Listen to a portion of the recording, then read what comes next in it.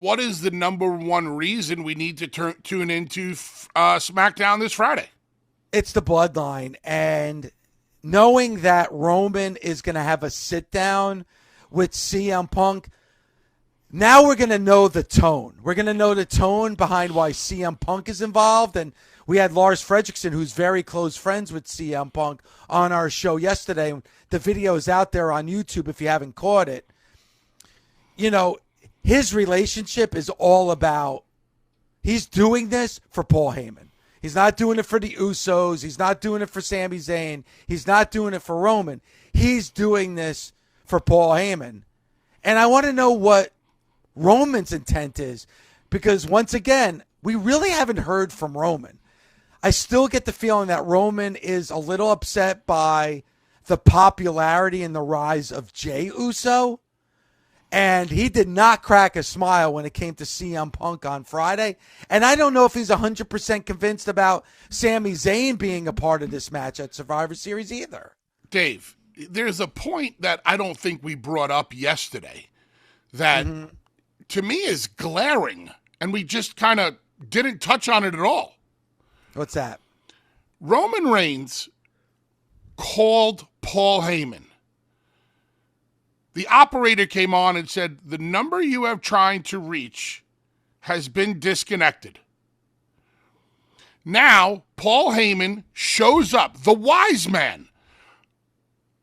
Roman Reigns' consigliere shows up on SmackDown with CM Punk as a massive surprise. Did Roman know about this?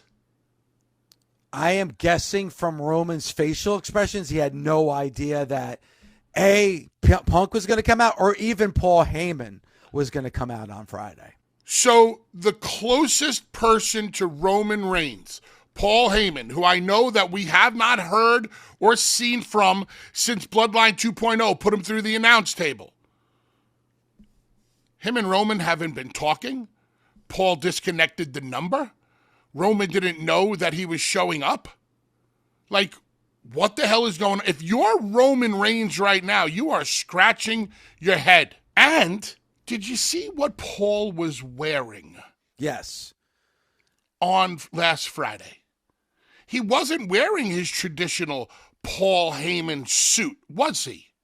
No, he usually wears the blue suit. I mean, I think that's what most people see when they notice when they see Paul Heyman.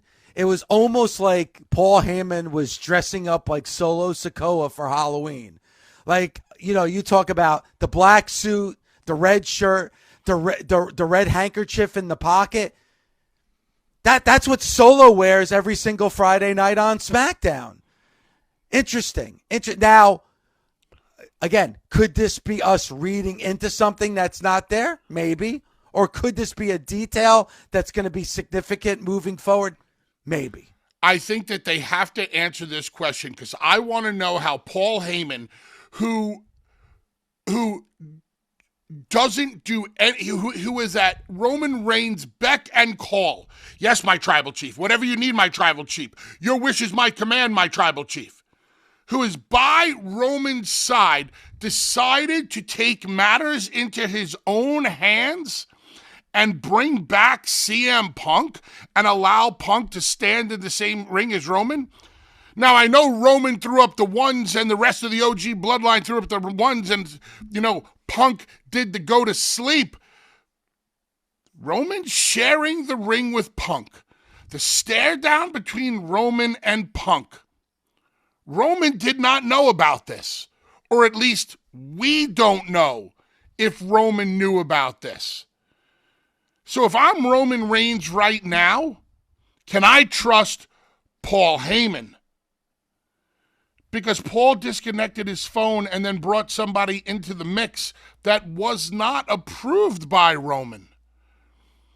In which I would have found it very interesting last Friday night if Roman would not have been accepting of CM Punk.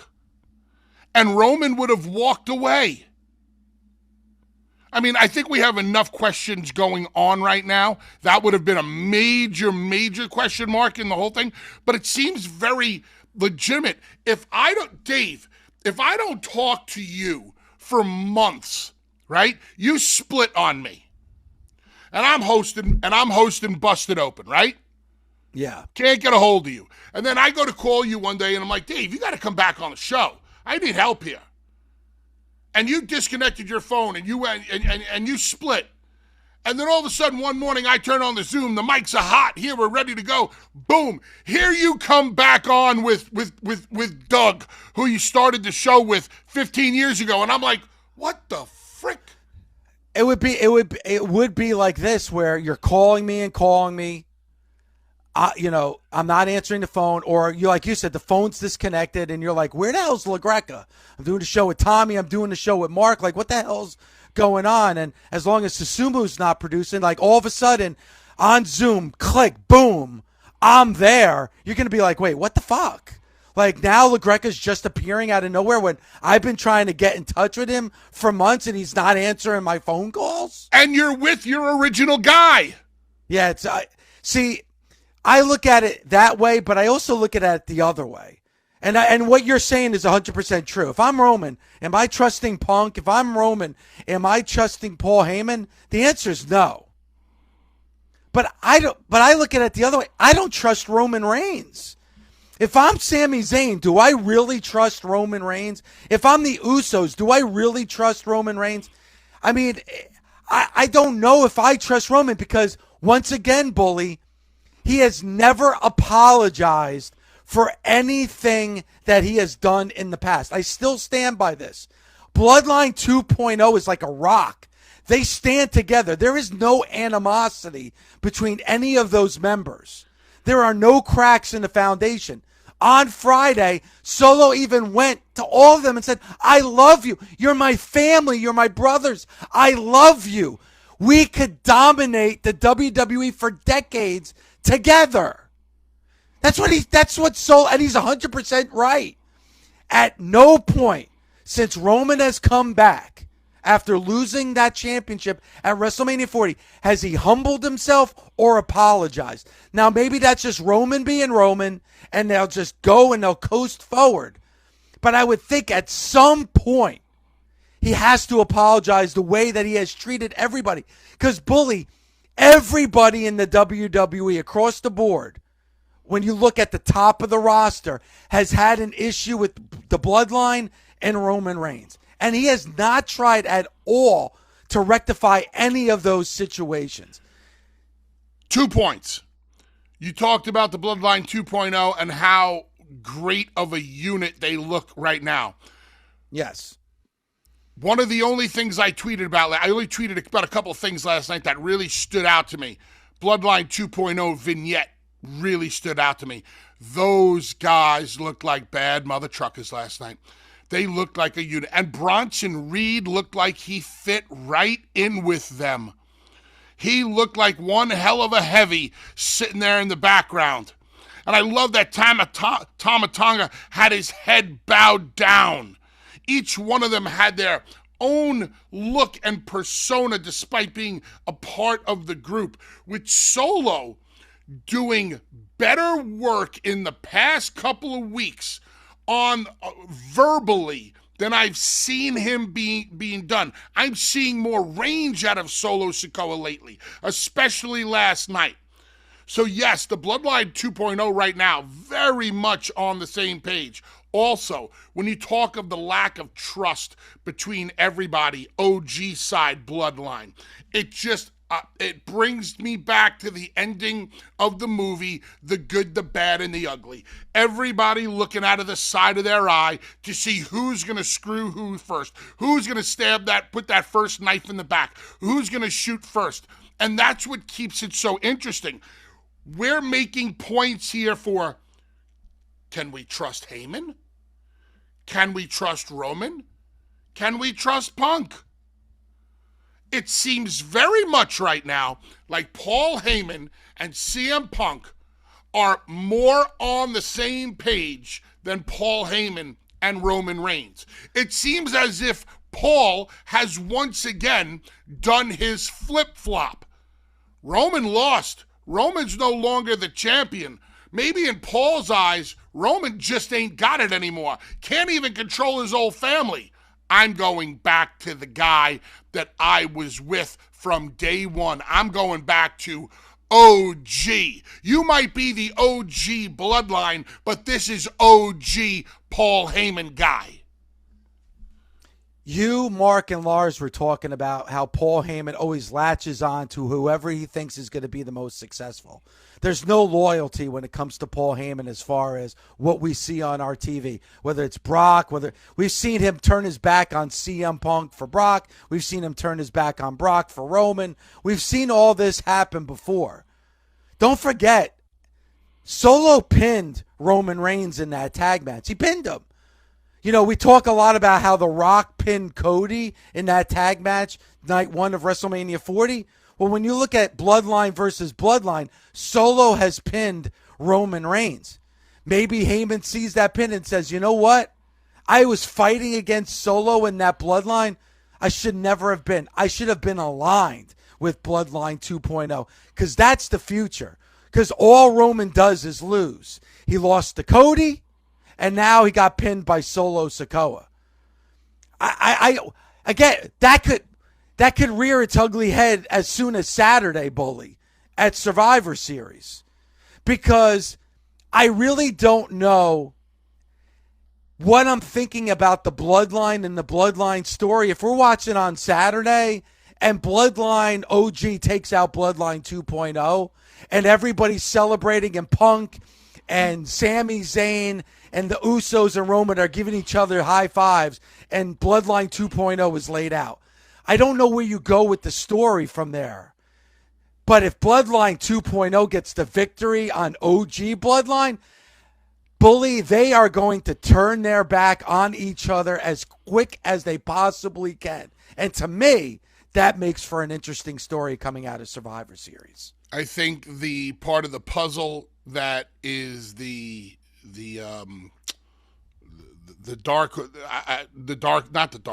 black sheep, whatever, is Seth Rollins. I don't think Seth is going to be very happy about this. Now, are we to believe that Seth doesn't know that this pick has been made? Seth wasn't on the show last night, correct? I believe I saw Seth Rollins last night. So that means the next time we can potentially see Seth Rollins is maybe when Roman and Punk are doing their face-to-face on SmackDown. Maybe Seth shows up. Maybe. Or do we see him show up at Survivor Series? We have the match coming up this Friday at SmackDown to see who gets the advantage in the WarGames. So it's going to be Jacob Fatu versus Jey Uso. I'm assuming the babyfaces will have the advantage, so that the last babyface entrant we get would most likely be CM Punk. But what would happen if in the middle of CM Punk's music playing, the music stopped and Seth's music started to play? Because Seth came to be the fifth man. Seth is here to be the savior. Seth is here to save the day. Now you're going to have one hell of a conflict. And what if Seth and Punk are entering at the same time, but never make it into the WarGames? Because they start going at it right there on the floor. Remember, there's tremendous animosity between Seth Rollins and CM Punk. And if Punk never makes it into the WarGames, then it's 5-on-4. Bloodline 2.0 go over. Yeah, and it's going to be interesting. It's a possible scenario. Well, Bully, last week, we were talking about who could be the fifth member, and I mentioned CM Punk, and you were saying, all right, Dave, connect the dots with me here. Why CM Punk? And I think we did a good job connecting those dots. And look what happened. We saw Paul Heyman come out with CM Punk on Friday night.